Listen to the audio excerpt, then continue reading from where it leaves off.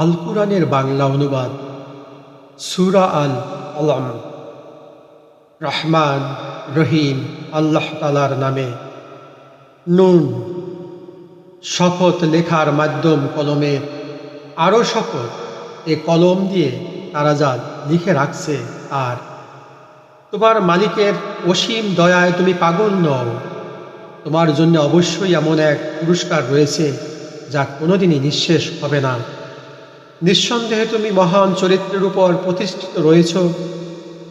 সেদিন খুব দূরে নয় যখন তুমি ও তোমাকে যারা পাগল বলে তারা সবাই দেখতে পাবে যে তোমাদের মধ্যে আসলে কে বিকারগ্রস্ত পাগল ছিল। তোমার মালিক ভালো করেই জানেন তোমাদের মধ্যে কোন ব্যক্তি পথভ্রষ্ট হয়ে গেছে। আবার যারা সঠিক পথের উপর রয়েছেন আল্লাহ তাআলা তাদের সম্পর্কেও সম্যক ওয়াকিফাল রয়েছেন। অতএব তুমি এ মিথ্যা প্রতিপন্নকারীদের অনুসরণ করো না। তারা তো তোমার এ নমনীয়তাটুকুই চায় যে তুমি তাদের কিছু গ্রহণ করো, অতঃপর তারা তোমার কিছু গ্রহণ করবে। যারা বেশি বেশি কসম করে পদে পদে লাঞ্ছিত হয়, এমন লোকদের তুমি কখনো অনুসরণ করো না। যে বেহুদা গালমন্দ করে, খামাখা মানুষদের অভিশাপ দেয় এবং টকলখড়ি করে বেড়ায়, যে ভালো কাজে বাধা সৃষ্টি করে, অন্যায়ভাবে সীমা লঙ্ঘন করে, সর্বোপরি যে পাপিষ্ঠ, যে কঠোর স্বভাবের অধিকারী, এরপর যে জন্ম পরিচয়ের দিক থেকেও জারজ। যেহেতু সে বিপুল ধনরাশি ও অনেকগুলো সন্তান সন্ততির অধিকারী, এ লোককে যখন আমার আয়াতসমূহ পরে শোনানো হয় তখন সে বলে, এগুলো তো হচ্ছে আগের দিনের গল্প কাহিনী মাত্র। অহংকারী ব্যক্তিটিকে তুমি জানিয়ে রাখো, অচিরেই আমি আর সুরে দাগ দিয়ে তাকে চিহ্নিত করে দেব। অবশ্যই আমি এ জনপদের মানুষদের পরীক্ষা করেছি। যেদিন অতীতে আমি একটি ফলের বাগানের কতিপয় মালিককে পরীক্ষা করেছিলাম, সে পরীক্ষাটি ছিল এমন যে একদিন তারা সবাই একযোগে শপথ করে বলেছিল অবশ্যই তারা সকালবেলায় গিয়ে বাগানের ফল পারবে। এ সময় তারা আল্লাহ তাআলার ইচ্ছা অভিপ্রায় সম্বলিত কিছু এর সাথে যোগ করেননি। তখন ভোর হতে না হতেই তোমার মালিকের পক্ষ থেকে তার উপর এক বিপর্যয় এসে পড়ল। তখনও তারা ছিল গভীর ঘুমে বিভোর। অতঃপর সকালবেলায় তা মধ্যরাতের কৃষ্ণবর্ণের মতো কালো হয়ে গেল। এদিকে সকাল হতেই তারা এই বলে একে অপরকে ডাকাডাকি করতে লাগলো, তোমরা যদি সত্যি ফল আহরণ করতে চাও তাহলে সকাল সকাল নিজেদের বাগানের দিকে চলো। অতঃপর তারা সেদিকে রওনা দিল। পথের মধ্যে ফিসফিস করে নিজেদের মধ্যে বলাবলি করতে লাগলো, কোনো অবস্থাতেই যেন আজ কোনো দুস্থ মিসকিন ব্যক্তি তোমাদের উপর টেক্কা দিয়ে বাগানে এসে প্রবেশ করতে না পারে। তারা সকালবেলায় সংকল্পবদ্ধ হয়ে এসে হাজির হলো যেন তারা নিজেরাই আজ সব ফসল তুলতে সক্ষম হয়।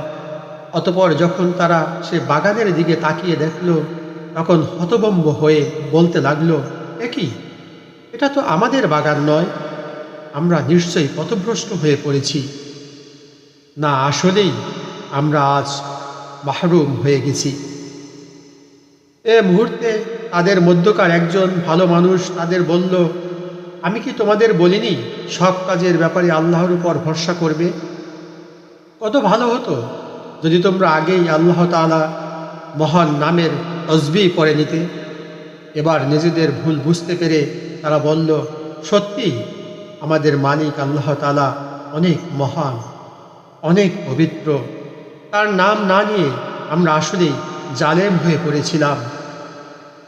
এভাবে তারা পরস্পরকে তিরস্কার করে একে অপরের উপর দোষারোপ করতে লাগলো।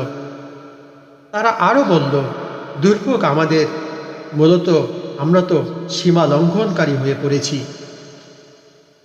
আশা করা যায় আমাদের মালিক পার্থিব জিনিসের বদলে আখেরাতে এর চাইতে অধিক কিছু আমাদের দান করবেন। আমরা আমাদের মালিকের দিকেই ফিরে যাচ্ছি। আযাব এভাবেই নাজিল হয়, আর পরকালের আযাব তা তো অনেক গুরুতর। কত ভালো হতো যদি তারা তা জানতে পারত। অপরদিকে যারা আল্লাহ তাআলাকে ভয় করে চলে, তাদের জন্য অবশ্যই তাদের মালিকের কাছে অফুরন্ত নিয়ামতে ভরপুর জান্নাত রয়েছে। যারা আমার আনুগত্য করে, তাদের সাথে আমি কি অপরাধীদের মতো একই ধরনের আচরণ করব? একই হলো তোমাদের। আমার ইনসাফ সম্পর্কে একই সিদ্ধান্ত তোমরা করেছ। তোমাদের কাছে কি এমন কোনো আসমানি কিতাব আছে যাতে তোমরা এ কথাটা পড়েছ যে সেখানে তোমাদের জন্যে সে ধরনের সব কিছুই সরবরাহ করা হবে যা তোমরা তোমাদের জন্য পছন্দ করবে? না, আমি তোমাদের সাথে কোনো চুক্তিতে স্বাক্ষর করেছি, এমন চুক্তি যা কিয়ামত পর্যন্ত মানা বাধ্যতামূলক হবে। এর মাধ্যমে তোমরা যা কিছু দাবি করবে তাই তোমরা পাবে। তুমি এদের জিজ্ঞেস করো, তোমাদের মধ্যে কে দায়িত্ব নিতে পারে? নিজেরা না পারলে তাদের কি অন্য কোনো অংশীদার আছে? যদি তারা সত্যবাদী হয়, তাহলে তারা তাদের সেই অংশীদারদের সবাইকে নিয়ে আসুক। স্মরণ করো, যেদিন যাবতীয় রহস্য উদ্ঘাটিত হয়ে পড়বে, তখন তাদের সাজদা অবনত হওয়ার আহ্বান জানানো হবে। এসব হতভাগ্য ব্যক্তি কিন্তু সেদিন সাজদা করতে সক্ষম হবে না। দৃষ্টি তাদের নিম্নগামী হবে, অপমান তাদের ভারাক্রান্ত করে রাখবে। দুনিয়ায় এমনি করে যখন তাদের আল্লাহর সম্মুখে সেজদা করতে ডাকা হয়েছিল, তখন তারা সুস্থ ও সক্ষম ছিল। হে নবী, অতঃপর তুমি আমাকে ছেড়ে দাও। যে আমার এ কিতাব অস্বীকার করে, তার থেকে আমি প্রতিশোধ নেব। আমি ধীরে ধীরে এদের এমন ধ্বংসের দিকে ঠেলে নিয়ে যাব যে এরা তার কিছুই টের পাবে না। আমি এদের অবকাশ দিয়ে রাখি। অপরাধীদের ধরার আমার এই কৌশল অত্যন্ত কার্যকর। তুমি কি এদের কাছে কোনো পারিশ্রমিক দাবি করেছ যে এরা তার দণ্ডভারে একেবারে অচল হয়ে পড়েছে? না তাদের কাছে অজানা জগতের কোনো খবর রয়েছে যা তারা লিখে রাখে? হে নবী, তুমি বরং তোমার মালিকের কাছে থেকে সিদ্ধান্ত আসার জন্যে ধৈর্য ধারণ করো এবং এ ব্যাপারে মাছের ঘটনার সাথী নবী ইউনুসের মতো হয়ে যাও। যখন সে দুঃখে ভারাক্রান্ত হয়ে আল্লাহ তাআলাকে ডেকেছিল, তখন যদি তার মালিকের অনুগ্রহ তার উপর না থাকত, তাহলে সে উন্মুক্ত সাগরের তীরে পড়ে থাকত এবং এজন্য সে নিজেই দায়ী হতো। অতঃপর তার মালিক তাকে বাছাই করলেন এবং তিনি তাকে তার নেক বান্দাদের কাতারে সামিল করে নিলেন। কাফেররা যখন আল্লাহর কিতাব শোনে, তখন এমনভাবে তাকায় যে এক্ষুনি বুঝি এরা নিজেদের দৃষ্টি দিয়ে তোমাকে আশ্রে ঘায়েল করে দিবে। তারা একথাও বলে, সে কিতাবের বাহক একজন পাগল। অথচ এরা জানে না এ কিতাব তো মানব মণ্ডলীর জন্যে একটি উপদেশ বই, কিছুই নয়।